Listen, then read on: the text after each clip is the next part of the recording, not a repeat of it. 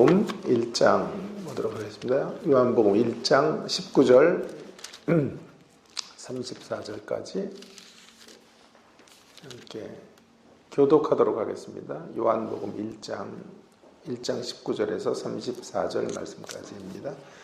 제가 19절을 먼저 읽습니다. 유대인들이 예루살렘에서 제사장들과 레위인들을 요한에게 보내어 내가 누구냐 물을 때에 요한의 증언이 이러하니라. 요한이 드러내어 말하고 숨기지 아니하니 드러내어는 말이 나는 그리스도 아니라. 또 묻되 그러면 누구냐? 내가 엘리야냐? 이르되 나는 아니라. 또 묻되 내가 그 선지자냐? 대답하되 아니라. 또 말하되 누구냐? 우리를 보낸 이들에게 대답하게 하라. 너는 내게 대하여 무엇이라 하느냐?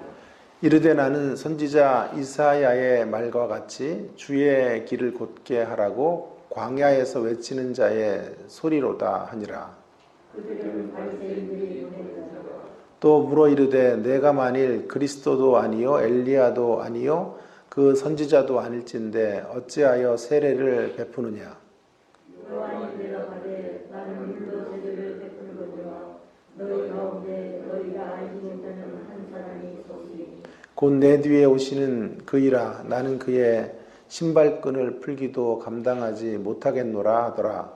이 일은 요한이 세례를 베풀고 요단강 건너편 그 땅에서 일어난 일이라. 이튿날 요한이 예수께서 자기에게 나아오심을 보고 이르되 보라 세상 죄를 지고 가는 하나님의 어린 양이로라.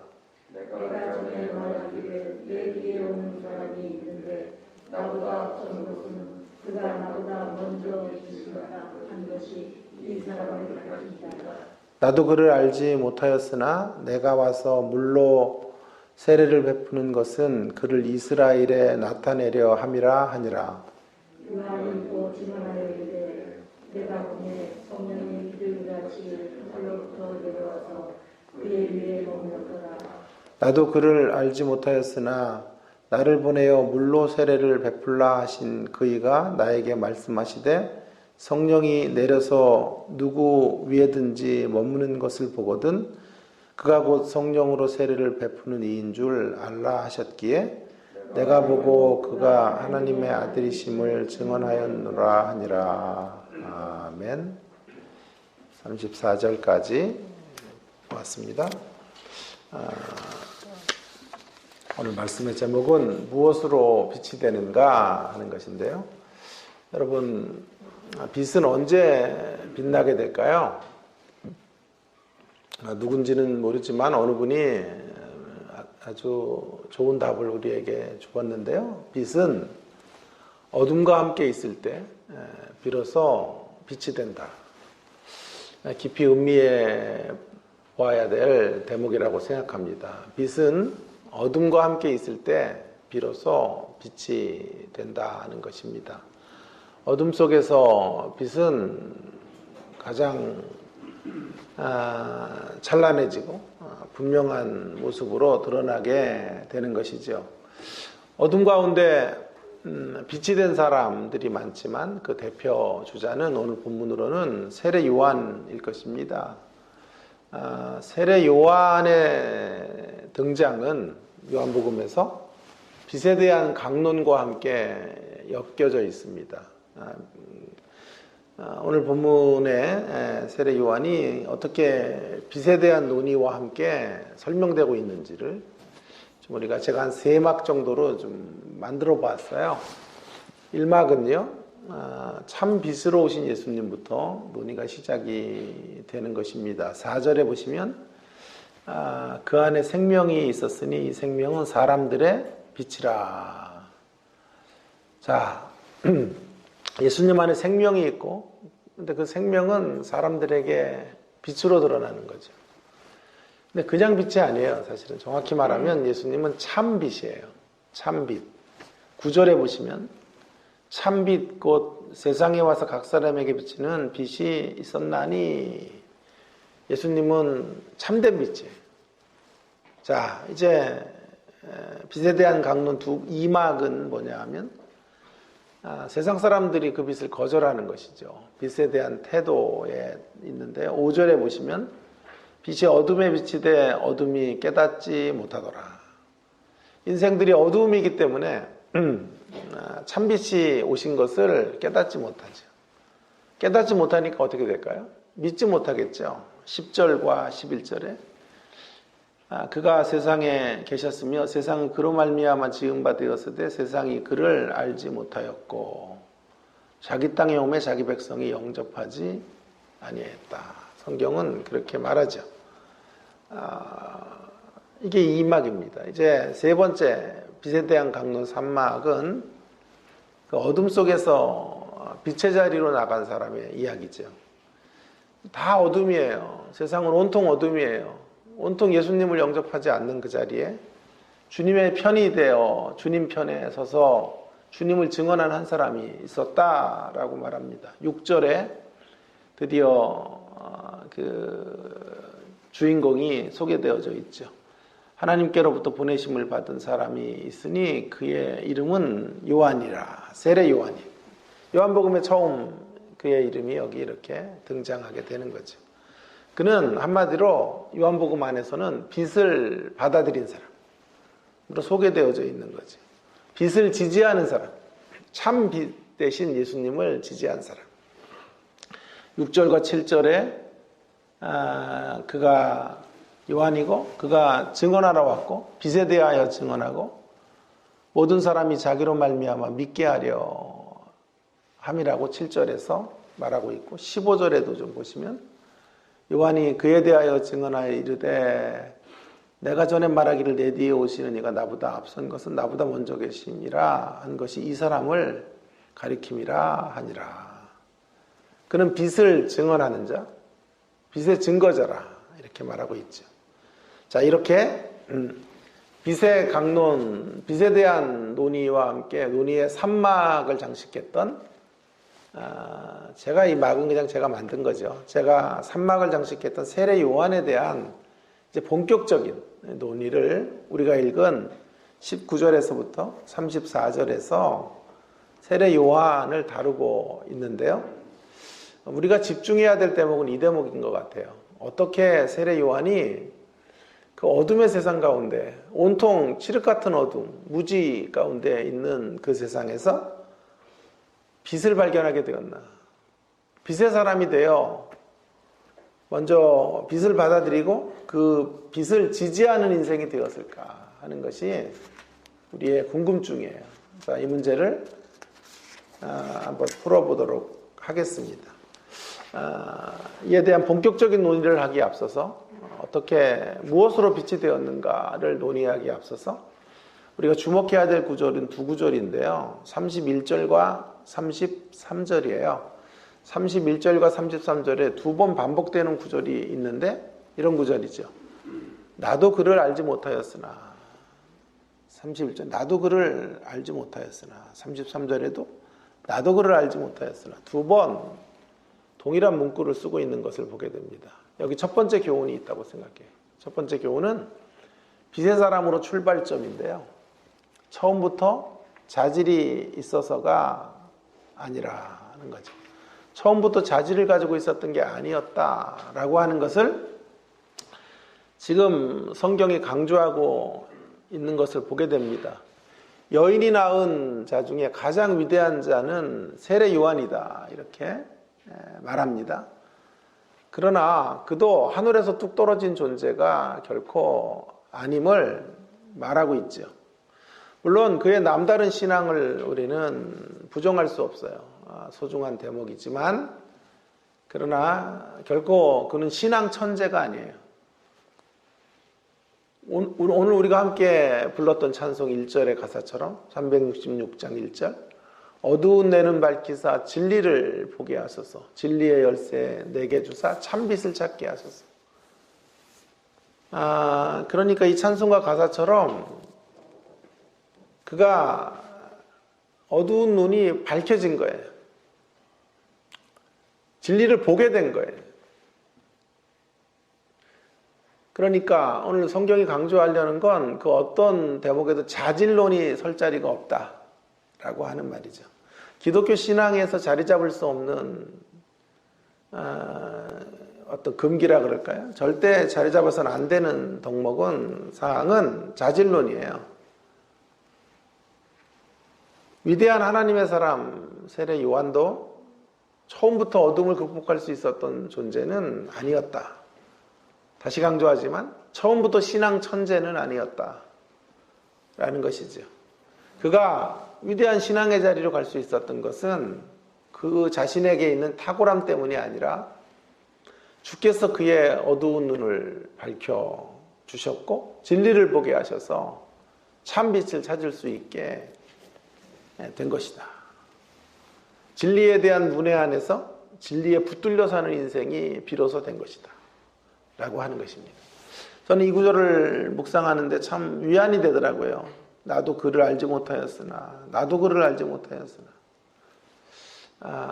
세례 요한과 같은 위대한 비범한 인생도 하나님의 은혜의 손길에 의해서 만들어진 생애이다라는 것이 얼마나 큰 위안이 되고 또 도전의 가능성을 저에게 부여해 주는지 모르겠습니다. 어떤 어두운 환경 속에 우리가 처해 있든지 간에 우리는 그 어둠 속에서 빛을 볼 수 있다는 거예요. 빛을 비추는 사람이 될 수 있음을 이 세례 요한의 이런 말씀을 통해 확인시켜 주고 있는 것이죠. 우리의 출발이 어떠하든지 우리의 환경이 어떠하든지 우리가 지금 처해 있는 현실이 어떠하든지 상관없이 우리는 그런 자리에서 더 나은 자리, 참빛을 발견하고 나아가는 자리로 나아갈 수 있다. 그 빛의 영향력을 끼치는 자리로 갈 수 있다는 것을 우리 가운데 말해주고 있는 것입니다. 그 대표적인 한 사람을 또 구약으로 해서 들라면 갈렙이 아닐까요? 85세에도 이산지를 내게 달라고 외치고 가장 어려운 난공불락의 성을 그가 취하겠다고 해서 의기소침해 있는 어떻게 정복을 하나라고 두려움에 빠져 있는 모든 지파들에게 그 땅을 정복하는 것으로 자 나도 될 수 있으니 너희도 가능하다 라는 희망의 메시지를 던져주었던 갈렙과 같은 사람, 이런 사람이 이 참빛의 영향력으로 나왔던 생애라고 말할 수 있겠습니다. 처음부터 자질이 있었던 것이 아니다라는 것에서 이제 출발을 했고요. 두 번째로는 그랬던 사람이 빛의 사람으로 이제 이동해 갔죠. 무엇 때문에 가능했을까요? 그의 눈이 밝아져 보게 된 것들의 핵심 골자는 무엇일까요? 자, 더 크게 이야기해 본다면, 아니 참빛이 오셨는데 그 빛을 깨닫지 못하고 어두움 속에 남아있는 사람들은 왜 그 어두움을 그렇게 고집하는 것일까요? 왜 그 자리를 딛고 일어서지 못하는 것이고, 이와 반대로 세례 요한은 어떻게 그 어둠 속에서 빛을 발견했을까요? 그런 보다 좀 심층적인 문제들에 대한 궁금증을 무언가를 이제 발견해 가는 건데, 하나님의 영역이 있고 또 인간들의 영역이 있으니까 하나님이 하셨다라고 말하는 것, 제가 처음에 이야기를 했던 것이고요. 그러나 또 우리의 어떤 자세랄까 이런 것들에 대한 논의를 좀 생각해 볼 필요가 있겠는데요. 29절이 답이 되겠습니다. 29절이 답이 될 텐데, 이튿날 요한이 예수께서 자기에게 나오심을 보고 이르되 보라 세상죄를 지고 가는 하나님의 어린 양이로다. 여기에 이제 세상과 세례 요한의 갈림길이 분명히 이제 확인될 수 있는데요. 저에게 확 들어왔던 단어는 보고라는 단어입니다. 보고. 이튿날 요한이 예수께서 자기에게 나오심을 보고라는 단어인데요. 세상이 왜 어둠의 종지부를 못 찍는가? 세례 요한은 왜 어둠에서 빛으로 나올 수 있었는가? 어떻게? 갈림길은 보고라는 단어에 달려 있습니다. 같은 것을 보되 다르게 보는 것입니다. 세상은 보여지는 것만을 보는 거지요. 그래서 보여지는 것만 보기 때문에 참빛이 와도 여전히 그 빛을 못 보고요. 자기가 보던 것만 보는 거죠. 그래서 어둠이 물러가지 않는 거예요. 자, 세례 요한은 물론 하나님의 은혜로 그가 하나님의 자녀가 된 것은 두말할 필요도 없지만 그것과 함께 세례 요한이 가지고 있었던 건 뭐냐 하면 보여지는 것만 보지 않고 그것을 뛰어넘어 보는 거죠. 그것을 통해서 어둠이 물러가고 빛의 세계로 들어가게 되는 것입니다. 여러분, 이렇게 화랑 같은데, 그림 전시장 같은 데를 간혹 가시게 될 때가 있죠. 그럴 때가 있죠. 저도 제자들이 미술을 하는 분들도 있고, 저희 학교는 그 유명한 목회자들의 사모님들이 미술학으로 박사과정을 많이 오세요. 그래서 이름만 되면 지금 알 수 있는 이런 사모님들이, 목사님들의 사모님들이 이렇게 오시는데요. 그래서 이제 미술, 제 방 복도에는 그분들이 졸업을 하면서 졸업 전시회 같은 거를 제 방 복도에서 문을 열면 바로 벽면이 전부 그렇게 그림으로 장식되어, 한때는 진짜 좋았어요. 방을 제가 옮겨가지고 그 그림을 감상하지 못하는데, 여러분 어떻습니까? 미술관에 가면 이런 생각이 들지 않아요? 야, 저런 그림은 나도 그리겠다. 어떻게 물감을 그냥 막 발라놓은 것 같은 이런 그림들, 뭘 얘기하는지도 모르겠어요. 네? 내가 발로 그려도 저렇게 그리겠다 이런 생각이 들 때가 있지 않아요? 저는 제 이야기입니다. 그런데 어떤 분들은 그 그림 앞에서 황홀함을 경험하고 감동을 하고 탄성을 자아내는 것을 봅니다. 같은 그림을 보는데요, 다르게 보는 거죠. 물감을 그냥 확 집어 던져놨구나 라고 보는 사람이 있는가 하면 저 같은 사람, 또 어떤 이들은 그 예술성에 탐복을 하는 사람이 있는 것이죠. 저는 세례 요한의 길로 나아가려면 한 가지가 있어야 된다고 생각해요. 봄의 혁명. 제가 만들었는데 봄의 혁명.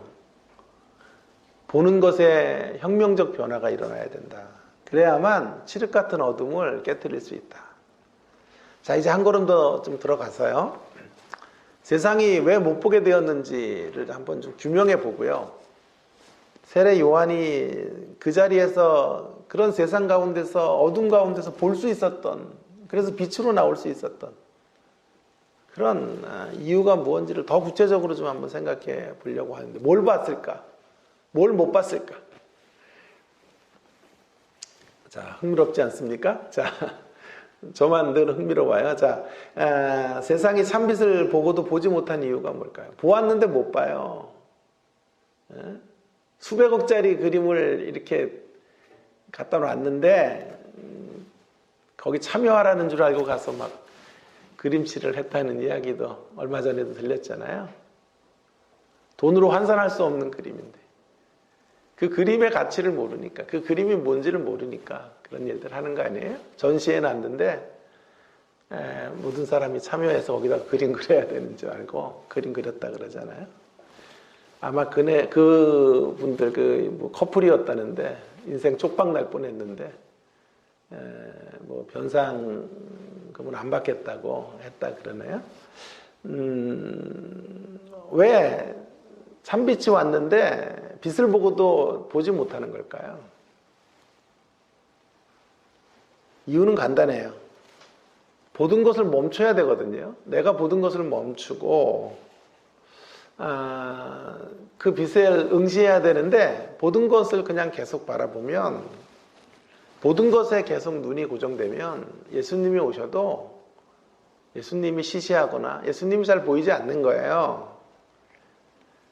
고작 예수님이 오늘 본문으로 보면 29절에 어린 양이라고 하는데 세상은 예수님이 어떻게 보이냐 하면 나약하고 힘없는 어린 양으로 보이는 거예요. 세상 사람들이 보고 싶은 건 이런 어린 양이 아니에요. 다 사람은 자기 보고 싶은 거, 듣고 싶은 것만 듣더라고요. 설교를 해도 그렇고 강의를 해도 그렇고 은혜를 받는 대목도 전부 자기가 원래부터 생각했던 대목과 동화가 될 때 그런 이야기를 지지해 줄 때만 은혜를 받는데 세상 사람들이 만나고 싶은 예수는 이런 초라한 어린 양이 아니에요. 권력자로 나타나신 분, 그래서 세상에 힘 있는 자들을 묵사발 낼 수 있는 메시아, 늘 세상이 보고 싶은 존재는 힘과 권력의 세력이라고 할 수 있어요. 그래서 어린 양으로 오신 예수님을 깨닫지 못하는 거죠. 깨달음이 없으니까 당연히 어린 양을 배척할 수밖에 없는 것입니다. 배척을 하니까 예수님을 십자가에 못 박으라고 소리치게 된 것이죠. 그러면 왜 빛으로 오신 예수님을 거절하게 된 걸까요? 배척하게 된 걸까요? 예. 답이 나왔죠. 어린 양으로 오셔서 배척한 거 아닐까요? 어린 양으로 오셔서 배척한 거예요. 거대한 권력의 힘을 가지고 천군 천사들을 동원해서 하늘 어차를 타고 내려오셨다면 이야기는 달라졌을 거예요. 자, 이제 답이 나왔죠. 세상이 참빛을 보고도 보지 못하는 이유가 뭘까요? 앞만 보기 때문에 그래요. 앞만. 오직 앞만 보고 달려가는 것. 그것이 세상의 특징이에요. 앞만 보고 달려가면요, 앞서가는 사람만 보여요. 앞만 보고 달려가면 앞서가는 사람보다 앞서기 위해 산다고요. 포레스트 검프라는 영화를 아시죠? IQ 85짜리인가 그 정도 되는 포레스트 검프가 어느 날 달리기를 시작하는 광경이 전 제일 웃겼어요. 왜 뛰는지도 몰라요. 그냥 누가 뛰니까 또 한 사람 뛰고 그 다음에 또 한 사람 뛰고 줄지어 뛰는데 포레스트 검프도 같이 그 행렬에 왜 뛰어야 되는지도 몰라요. 달리는 거죠. 무한 질주하는 거죠. 목표는 딱 하나예요. 앞 사람을 이기고 또 그 앞 사람을 이기고 그렇게 앞서가는 거예요. 세상이 기대하는 예수님은 제일 앞에 서 있는 분이에요. 제일 앞에 서서 대적자들을 전부 물리쳐서 이스라엘에게 독립과 해방을 주는 존재를 기대한 거예요. 그러나 그들이 만난 예수는 그런 예수가 아니었어요. 평범한 인간일 뿐이었고 오늘 본문으로 말하면 흠모할 것이 하나도 없는 어린 양에 불과했어요. 그래서 세상은 예수님 봐도 보지 못해요. 어린 양과 조우하지 못해요. 세상 죄를 지고 가는 어린 양과 만나지 못해요. 인터넷 기사에 이런 흥미로운 내용이 나와서 제가 캡처를 했는데요. 4,000명의 암 환자가 말한 죽기 전에 가장 후회하는 것 3가지. 기사에서 1등이 뭔지 아세요? 첫 번째 후회하는 것이 이거예요. 앞만 보고 달려가는 것. 그것이 후회가 된다는 거예요. 그래서 거기에 이렇게 권면했더군요. 너무 앞만 보고 달리지 말 것. 사랑하는 여러분, 저도 동일한 권면을 드리고 싶어요. 너무 앞만 보고 달리지 말기를 부탁드립니다. 앞만 보고 달려가는 것 자체가 어둠이에요. 왜 그런지 아세요? 대낮에 달려도요, 앞만 보고 달려가면 어둠이에요. 왜 그럴까요? 앞만 보고 달려가면 아까 말했죠. 앞서가는 것이 미덕이고 목표예요. 이미 앞만 보고 달려가기만 하면 이미 경쟁 이데올로기에 사로잡힌 거예요. 그 자체가 어둠이 아니에요. 앞만 보고 달려가면 참빛을 영접할 수 없어요. 너무 분주하고 너무 바쁘고 내가 빨리 달려서 더 앞서가야 되기 때문에 마음에 빈방이 없어요. 주님을 모셔놓을 시간이 없어요. 예배 1시간 드릴 만한 여유가 없어요. 그렇게 질주하다가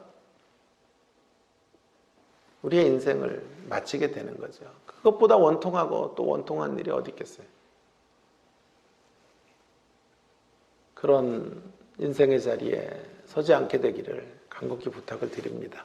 자, 이제 그러면 참 빛을 보게 되는 이유는 뭘까요? 세상 속에서 참 빛을 볼 수 있는 이유. 보는 게 달라요. 봄에 혁명이 일어나야 되는데 뭘 봐야 될까요? 요한은 뭘 봤을까요? 예, 먼저 위를 보는 거예요. 위. 자, 29절 정말 위대한 구절인데요. 요한이 보았는데 뭘 보냐 하면 세상죄를 지고 가는 하나님의 어린 양을. 그 하나님의 어린 양인데요. 그 어린 양이 그냥 어린 양이 아니에요. 세상이 보는 어린 양은 초라한 어린 양, 힘없는 어린 양, 나약한 어린 양인데요. 그러니까 그 예수님을 세례 요한은 어떻게 보냐 하면 그분 안에서 세상의 죄가 해결되어지도록 역사되어지는 어린 양이에요. 인간은 뭘 해도 죄를 해결할 수 없어요. 제가 누누이 강조하지만 죄를 지어서 죄인이 아니라 죄인이기 때문에 죄를 짓는 거예요. 죄를 지어서 죄인이 아니에요. 죄인이기 때문에 어쩔 수 없이 죄를 져요. 죄는 배우지 않아도 그냥 익숙해요.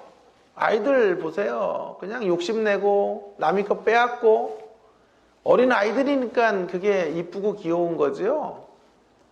이미 타락한 본성을 가지고 그렇게 살아가고 있다고요. 인생에 별 수 없는 존재. 이 근원적인 문제를 어린 양이 역설적이게도 해결하신다고요. 세상이 그렇게 전시하고 괄시하고 영접하지 않았던 그 어린 양께서 세례 요한의 눈으로는 세상 죄를 해결할 수 있는 분. 자, 그런데 그 어린 양에게 붙은 수식어가 뭔가를 한번 보세요. 이런 수식어를 보세요. 하나님의 어린 양이래요. 하나님의 어린 양. 하나님의 어린 양으로 세상 죄를 지고 간다는 말이에요. 하나님의 어린 양이라는 말을 하나님의 계획 가운데 계신 어린 양이라고 해도 틀리지 않을 거예요. 요한은 바로 그걸 본 거예요. 하나님의 계획을 본 거예요. 어린 양을 통해 이루실 하나님의 계획을 목도한 거죠. 위를 본 거예요. 그래서 빛을 영접하게 된 거예요. 왜 하나님의 어린 양이어야 죄를 해결할 수 있을까요? 하나님의 어린 양은 예수님의 특별함, 특수성을 이야기하는 거예요. 구약의 모든 어린 양들은 인간들이 마련해서 제사를 드렸던 어린 양들이에요. 그러나 어린 양 예수님만 하나님이 직접 마련해 허락하신 독특한 어린 양이에요. 그 하나님의 어린 양만이 예수님이 하나님의 어린 양이 되셔야만 오랫동안 지루하게 반복되었던 구약의 제사 제도를 종결할 수 있는 거예요. 그 하나님의 어린 양이 되셔야만 단번의 죽음으로 영원한 효력을 발생하도록 역사하실 수 있는 것이에요.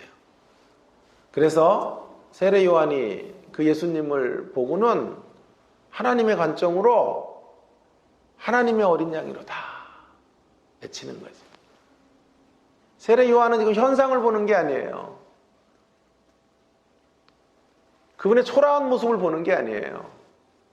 그 너머에 있는 하나님의 계획과 하나님의 경륜 가운데 계신 어린 양을 보는 거예요. 사랑하는 여러분, 우리도 좀 하늘을 좀 보면 좋겠어요. 걸을 때도 좀 늘 앞만 보고 달리지 말고 하늘의 좀 찬란함도 좀 보시고, 하늘이 여전히 움직이고 있고 하나님께서 엄청난 계획을 가지고 이 역사를 이끌고 계시다는 걸 한시도 잊지 않기 바랍니다. 위를 볼 때 우리는 하나님의 역사하시면 놀라게 돼요. 자, 뭐 너무 묵상할 게 많은데요. 하나님이 인생의 죄의 문제를 해결하기 위해서 사용하신 방편이 어린 양이래요. 어린 양의 방식으로 세상을 구원하기로 결정하셨다는 거잖아요. 저는 이것을 말구유의 방식이다 이렇게 정의합니다. 말구유의 방식.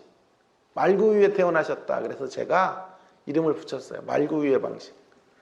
겉으로 보기에는 초라하고 배척당하고 무시당할 수밖에 없어 보이는 그런 말구유의 방식으로 인생의 죄의 문제를 해결하시는 거죠.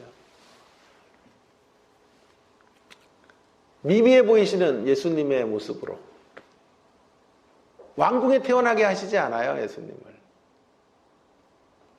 저 가난한 자의 어느 말구유 가운데 탄생케 하시는 방법으로. 그래서 사람들이 잘 예수님의 존귀함을 몰라요. 예수님이 진정 만왕의 왕인지 깨닫지를 못해요. 강포에 쌓여 있고 천한 출생의 모습으로 서 계시기 때문에. 그러나 그 역사 속에 하나님이 그 예수님의 이야기 속에 그 미미해 보이고 초라해 보이는 예수님의 모습 속에서 세상을 구원해 내시는 위대한 역사들, 반전들을 이루어 가시는 거예요. 자, 이것이 사실이라면요, 하나님의 이 구원 계획의 이 놀라운 방식들을 우리가 창념한다면 우리에게 중요한 것은 이거예요. 일상이고 작은 일이고 작은 자아일 수 있어요. 미미해 보이는 하루하루의 시간들이 얼마나 소중한 것인지, 우리가 만나는 오늘 아침에도 만나게 되는 한 10분의 존재들이 얼마나 귀중한 존재들이고 이 자리가 얼마나 소중한 시간들인지를 깨닫게 되는 거예요. 여기 하나님의 임재가 있고 하나님의 일하심이 있다는 것을 확인하게 되는 거죠. 하나님의 나라는 결코 굉음을 울리고 꽹과리를 치며 오지 않는다니까요. 저 말구유의 방식으로 탄생하시는 것처럼 그렇게 임하는 거예요. 다시 강조하지만 그것이 맞다면 하루하루를 매 순간순간을 얼마나 신중하게 살고 얼마나 정성을 다하여 가꾸어내야 할지, 그것에 대한 어떤 메시지를 우리에게 허락해주고 계시는 거죠. 그래서 골로새서 3장 1절에 위의 것을 찾으라. 위의 것을 발견할 때, 위를 바라볼 때 참빛을 보게 되는 것입니다. 또 한 가지는요, 앞만 보지 말고 위를 보자 이렇게 얘기했고요. 또 한 가지는 안을 보자. 앞만 보지 말고 안을 들여다봅시다.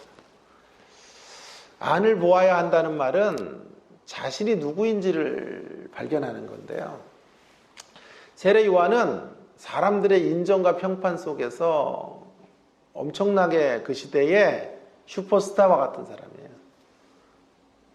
그런데 그런 시각에서 자신을 보아서는 안 되고 하나님의 관계 안에서 자신을 보아야 한다는 것이 안을 보라는 메시지입니다. 그 당시에 엄청난 세인의 인기와 명성을 가졌던 것을 19절에서 우리 확인하게 되는데요. 사람들이 요한에게 이제 다가와서 네가 누구냐라고 묻는 거예요. 그러니까 아마 네가 그리스도냐 이렇게 물은 거나 똑같아요. 왜 20절에 답이 있는데 나는 그리스도가 아니라 대답한 걸 보니까 사람들은 세례 요한이 하는 이 엄청난 일들을, 사역을 보면서 메시아인 줄 알았어요. 메시아라면 슈퍼스타죠. 엄청난 평판과 사람들의 어떤 명성을 가지고 있었던 존재가 세례 요한이에요. 그런데 그는 자기를 부인해요. 나는 그리스도가 아닙니다. 그럼 자신을 뭐라고 말해요? 23절에 보면 광야에서 외치는 소리에 불과합니다. 광야에서 외치는 소리일 뿐. 27절에는 저는 진짜 오셔야 될 분, 내 뒤에 오시는 그분의 신발끈 풀기도 감당하지 못하는 존재입니다. 여러분, 그가 진리를 찾을 수 있었던 이유가 뭐냐 하면요, 이렇게 안을 보는 거예요. 자기의 정체가 무언지를 분명히 아는 거예요. 사람들이 높여준다고 덩달아 높아지는 사람이 아니에요. 사람들이 박수친다고 그 영광의 자리에 덥석 앉는 사람이 결코 아니에요. 자신의 연약함과 한계를 알고 있는 거예요. 자기가 누구인지 자기의 정체를 분명히 아는 사람이에요. 날마다 그걸 확인하는 사람이에요. 자기는 그리스도가 아니고 그리스도를 높여야 될 뿐이고 높여야 될 존재이고 한낱 소리에 불과하다. 광야에서 외치는 소리일 뿐이다 라는 것이죠. 여러분, 앞만 보고 달려가는 사람이 제일 힘들어하는 부분은요, 안을 들여다보고 사는 것을 제일 어려워해요. 앞만 보고 사는 사람이 제일 안 되는 게 안을 들여다보는 게 제일 안 돼요. 이런 기독교 별로 매력이 없는 거예요. 왠지 아세요? 안을 바라보면 달리는 시간이 지금 이렇게 스피드를 못 내거든요. 그러니까 현대인들이 원하는 기독교 신앙은 더 빨리 달려서 더 큰 것을 얻게 하는 기독교 신앙일 거예요. 그래서 아마 이렇게 설교를 제가 잘해도 성도들이 많이 안 모이는 이유가 바로 여기 있는 것 같아요. 자꾸 그냥 달려가라 무작정 이렇게 설교해야 되는데 자꾸 안을 보라 그러고 위를 보라 그러니까 이게 잘 안 통하는 모양이에요. 근데 반대로요, 안을 보는 사람이 제일 힘든 부분은 앞만 보고 달려가는 게 제일 힘들어요. 앞만 보고 사는 사람은 제일 힘든 게 안을 보는 거고요. 반대로 안을 보고 사는 사람이 제일 힘든 부분은 그저 앞만 보고 살아가는 거예요. 그럼 우리는 어디에 속한 인생인지를 좀 점검해 보면 좋겠어요. 성경의 핵심 가르침은요, 끊임없이 안을 보라고 말해주는 메시지예요. 성경이 이런 얘기를 안 한다면 저도 이런 얘기 할 수 없어요. 이상해요. 아무리 성경을 들여다봐도 앞만 보고 달려라 이런 구절은 없어요. 끊임없이 우리를 성찰하고 되돌아보고 반추하고 우리가 잘 가고 있는지를 점검하라고 성경은 끊임없이 그런 얘기를 해줘요. 마지막 날까지 안을 보고 살다가 주님 앞에 서는 거예요. 그것을 위해서 우리 스스로 안 되니까 교회에는 목사와 교사를 뒀다 그래요. 목사와 교사는 모두 가르치는 직업이에요. 가르치는 일이에요. 뭘 가르치는 거예요? 안을 보고 하나님 안에서 자기를 점검하도록 만드는 일. 그래서 목사와 교사를 가장 중요한 직책으로 교회 가운데 허락해 주신 거죠. 이면에서 교회는 가르침의 공동체, 배우는 공동체여야 한다 라는 것을 분명히 다시 한번 확인해 보면 좋겠어요.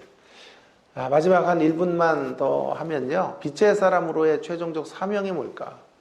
출발과 과정과 이제 결국이 뭔지를 살펴볼 건데요, 빛의 사명으로 살아가는 사명은 증인으로 서는 거예요. 오늘 제일 많이 나오는 단어, 세례 요한과 관련해서 증인이에요. 증거하는. 증인은 두 가지로 증거하는데요, 하나는 입술로 증거해야 돼요. 세상죄를 지고 간 어린 양을 보라. 세상죄를 지고 가는 어린 양께서 너희를 구원하실 것이다 외치는 증언, 입술로 하는 거예요. 그러나 또 한 가지의 증언은 삶으로 증거해야 돼요. 입술로 하는 증거는 너무나 많이 우리가 이렇게 설교를 들었기 때문에 삶으로 하는 증거에 대해서만 잠시 생각해 보겠습니다. 어떤 삶으로 어린 양을 증거해야 될까요? 사도 요한이 썼던 또 한 권의 책 요한계시록에 답이 나와요. 어린 양을 증언하는 삶의 증언자들의 모습은 계시록 19장 6절에서 9절에 보시면 어린 양의 신부로 사는 거예요. 어린 양의 혼인 예식을 준비하는 삶이에요. 계시록 19장에 혼인 예식이 나와요. 근데 그 혼인 예식의 이름이 어린 양의 혼인 예식이에요. 자, 우리가 주님을 증거한다는 말은 어린 양의 혼인 예식을 준비하는 것과 똑같아요. 그런데 여기 제가 계시록을 강론할 때 말씀을 드렸는데요. 여기 두 가지 균형과 역설이 있어요. 이게 뭔지 아세요? 잘 한번 보세요. 어린 양의 신부 수업을 우리가 계속 받아가는 거거든요. 마지막 세기의 결혼식이 이루어지는 날, 주님 오시는 날, 세기의 결혼식, 주님 앞에 서는 날, 이 결혼식이 성대하게 이제 이루어질 텐데요. 주님 재림하시는 날. 그때까지 우리 신부 수업을 하는 거예요, 이 땅에서요. 근데 신부 수업은 두 가지 면을 함께 동시적으로 가져야 돼요. 자, 이 신부 수업은 어린 양의 혼인 예식이에요. 어린 양의 길. 십자가의 길을, 십자가의 영성으로 무장하는 거예요. 그러면서도 혼인 예식이에요. 기쁨의 영성. 십자가의 영성과 기쁨의 영성이 함께 공존하는 것. 이 두 가지 영성으로 살아가는 거예요. 두 가지 영성이 어떻게 조화를 이룰 수 있냐고요? 예, 얼마든지 조화를 이루도록 해야 돼요. 여러분, 우리 부모님들의 노년을 바라보는 게 궁극적으로는 슬퍼요. 왜냐하면 정해진 인생의 시간 안에 세상을 떠나야 되기 때문에 슬퍼요. 그러나 또 기뻐야 돼요. 왜냐하면 효도할 수 있는 시간이 있고 그분들을 이 땅에서 공개할 수 있고 봉양할 수 있는 시간들이 오늘 한 날 주어졌다는 게 기쁨이라고요. 기쁨인데 또 멀리 보면 슬픔이에요. 또 예고된 슬픔을 안고 사는 사람들 아니에요? 그래서 저도 부모님을 늘 일주일에 한 번은 찾아뵙는데요. 늘 두 가지 감정이 교차돼요. 너무 기쁘고 또 너무 슬퍼요. 뵐 수 있어서 너무 기쁜데 또 얼마 지나지 않아 이 땅을 떠나가셔야 된다는 생각을 하면 너무 슬픈 거예요. 이 두 가지 영성이 함께 있을 수밖에 없어요. 두 가지 중에 하나만은 붙잡고 살 수는 없어요. 늘 슬픔에 빠져. 그래서 이제 떠나셔야 될 시간이 됐는데 라고 슬퍼하기만 하면 비관적 기독교죠. 패배적 기독교죠. 기쁨의 영성만 있으면 그냥 즐기고 그냥 살아 되는 대로 그러면 그것은 거짓된 승리주의의 영성이에요. 우리 두 가지를 함께 잘 균형과 조화를 가지고 살아가야 돼요. 어린 양의 신부로 좌로나 우로나 치우치지 않고 그분을 밝히 드러내는 거예요. 십자가의 영성의 길을 걸으며 십자가의 영성의 길이라고 막 인상 쓰면서 걷는 거 아니에요. 폼 잡고 말이에요. 거룩 흉내내고 이렇게 하는 건 진짜 밥맛이에요. 제일 싫어하는 인생이에요. 티내고 막 목사 티내고 말이에요. 쉬지 말고 기도하라 그랬는데 목도 다 쉬어가지고 막 주여 안녕하세요 하고. 뭐 하는 거예요 도대체 기독교가. 한 가지 영성밖에 없는 거예요 그런 사람은. 또 한 가지의 영성, 어린 양의 신부수. 어린 양의 길을 가지만 신부의 길을 가는 거예요. 신부는 얼마나 기뻐요. 신랑을 맞이할 기쁨을 가지면서도 어린 양의 길을 함께 걸어가는 그런 삶으로 그리스도를 증언하고 드러내고 나타내는 저와 여러분이 되기를 주의 이름으로 축원합니다. 함께 기도하겠습니다. 오늘 주신 말씀을 우리가 기억하면서 무엇으로 빛이 되는가? 타고난 빛의 사람은 없어요. 신앙 천재는 없어요. 성경은 그렇게 말하죠.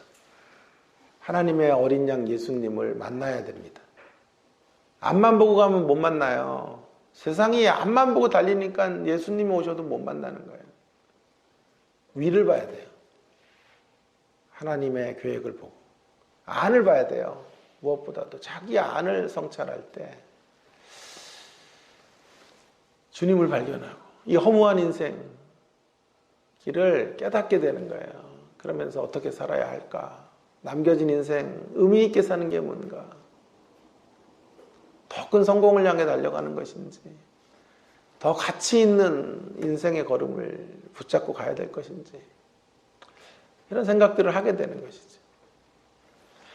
우리 위를 보고 안을 보며 한 생에 살아갈 수 있는 하나님의 사람, 참 빛과 반응하고 참 빛을 영접하고 날마다 빛을 영접해야 돼요. 날마다 오늘도 빛을 영접하지 않으면, 참 빛과 함께 교제하지 않으면 또 어둠이 찾아와요. 또 암흑과 같은 먹구름이 우리 가운데 몰려온다고요.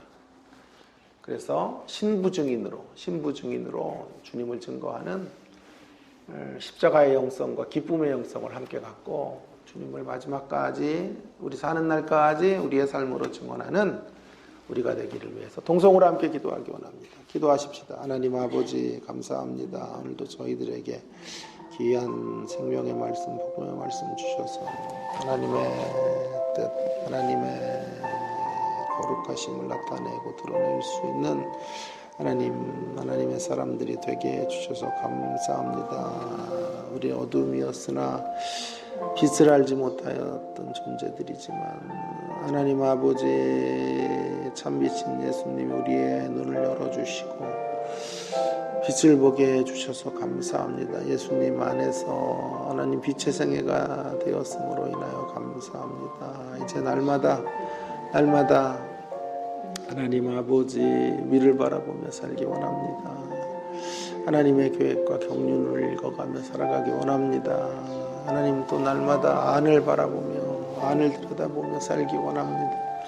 앞만 보고 달려가지 않게 해주시고 하나님 되심을 기억하고 하늘을 보며 살게 하시고 하나님 우리 자신 속사람을 점검하며 하나님 살아가는 하나님의 자녀들이 다 될 수 있도록 인도해 주시기를 원합니다. 겉사람이 후패하나 하나님 아버지, 우리의 속사람이 그리하여 날로 강건해지는 것이 빛의 삶인 줄 믿습니다. 빛에 거하고 빛을 드러내고 빛을 증명하고 빛을 나타내는 하나님의 사람들이 되게 해주시기를 원합니다. 십자가의 영성으로 살게 하시고 기쁨과 감격의 영성으로 하나님 또한 살아갈 수 있도록 인도해 주시기를, 주여 역사해 주시기를 간절히 바랍니다. 한날 한날 하나님 아버지, 우리의 일상의 소중함을 기억하고 간직하고 하나님을 응시하며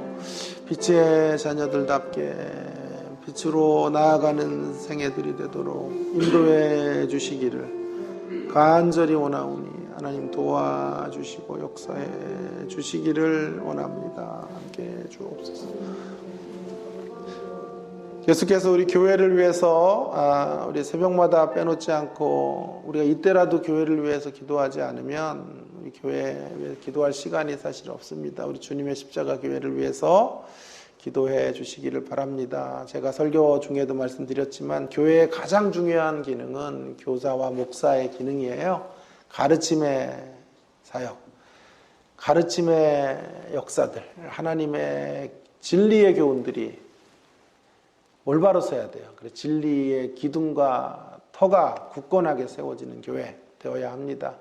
그래야 날마다 위를 바라보고 살고 안을 바라보고 살고 어두움을 물리치고 살아갈 수 있는 것이 아니겠습니까? 그러기에 하나님, 우리 가르침의 신실한 가르침의 공동체로 주님의 십자가 교회가 계속해서 세워져 가도록 하나님 은혜를 달라고 기도해 주시기를 바랍니다. 가르침의 귀한 사역을 감당하시는 우리 목사님들, 또 우리 전도사님, 또 귀한 일에 수종두는 교사들, 또 지체들의 수고들을 하나님 기억해 달라고 기도해 주시고 교회가 진리의 띠로 하나 되고 연합하는 아름다운 모습으로 그렇게 만들어져 가도록 인도해 달라고 기도해 주시기를 바랍니다. 또 주일에 있을 또 설교자 귀한 목사님 송인규 목사님의 설교가 우리의 마음을 움직이고 우리의 깨달음의 지평을 더 넓혀주는 귀한 말씀이 되도록 함께 해달라고 기도해 주시기를 바라고요. 연약한 지체들과 아직도 남아 계신 우리의 노부모님들의 강건함을 하나 위해서 그분들의 남겨진 생에 주 안에서 참 평안하고 속사람이 날로 강건해지고 늘 하나님 안에서 그렇게 기쁨과 평강의 삶들을 살아가시다가 주님의 부르심 받는 날까지 그렇게 강건하실 수 있도록 위해서 기도해 주시기를 간절히 바랍니다. 함께 동성으로 기도하고 마무리하겠습니다. 기도하십시다. 주님의 십자가 교회를 이곳에 세워주셔서 감사합니다. 하나님의 교회입니다. 하나님이 시작하셨고 하나님이 역사해 주시는 교회, 하나님이 완성해 가실 것을 믿습니다. 하나님 아버지, 진리의 기둥과 터전으로 하나님, 우리 교회가 하나님의 가르침의 사명들을 온전히 감당하고 신실하게 배워가는 공동체로 주여 역사해 주시기를 간절히 원합니다. 도와주시옵소서. 하나님 아버지, 하나님의 뜻을 이루고 하나님의 영광과 하나님의 존귀함 가운데 아름답게 사용되어지는 선한 통로로 하나님 주님의 십자가 교회가 쓰임받을 수 있도록 은혜를 베풀어 주시옵소서. 주일 예배를 올려드립니다. 하나님, 송인규 목사님의 귀한 말씀 사역을 통하여 심령들이 깨어지고 하나님 아버지 밝은 빛이 비춰지게 하시고 하나님 연약한 지체들을 강건하게 주의 신실하심으로 세워주시고 아버지 하나님, 우리의 노부모님들의 남겨진 삶들을 생각하면 너무 안타깝습니다만은 우리 하나님께서 기쁨을 만들어 주시고 우리 하나님께서 감격을 주시고 강건함을 주시고 속사람의 평강을 하나님 허락해 주셔서 하나님 아버지 남겨진 삶을 하나님이 힘있게 두벅두벅 잘 하나님 아버지 일상의 시간들을 하나님 안에서 누리며 감격하며 살아가시도록 은혜를 베풀어 주시기를 원합니다. 도와주시고 함께하여 주시옵소서. 하나님 아버지, 오늘 저희들에게 참 귀한 말씀을 주셔서 빛의 사람으로 살아가야 될 것을 또다시 명해 주셔서 감사함을 드립니다. 세례 요한처럼 살기 원합니다. 날마다 위를 바라보며 하나님의 계획과 경륜들을 읽어가는 생에 되어지기 원합니다. 또한 날마다 안을 바라다 보며 내면을 성찰하고 무엇보다도 속사람을 점검하며 속사람의 강건함으로 살아갈 수 있는 저희들 모두가 되기 소망합니다. 하나님, 어린 양의 신부 수업을 한 생애 동안 감당하게 해 주시기 원합니다. 신부 증인으로 이 땅을 살아갈 수 있도록 도와주시옵소서. 하나님 아버지, 십자가의 영성으로 살게 하시고 또한 신부의 그 기쁨과 감격을 가지고 하나님 아버지 살아가는 저희들이 되게 하셔서 우리들의 증인됨을 통하여 이 땅의 어둠들이 물러가게 하시고 어둠 가운데 있는 많은 흑암의 백성들이 주님을 경험하고 주님 앞으로 빛으로 빛의 세계로 나오는 하나님 놀라운 역사들이 우리를 통하여 펼쳐져 가도록 인도하여 주시옵소서. 그 일에 쓰여지는 주님의 십자가 교회 되기 원합니다.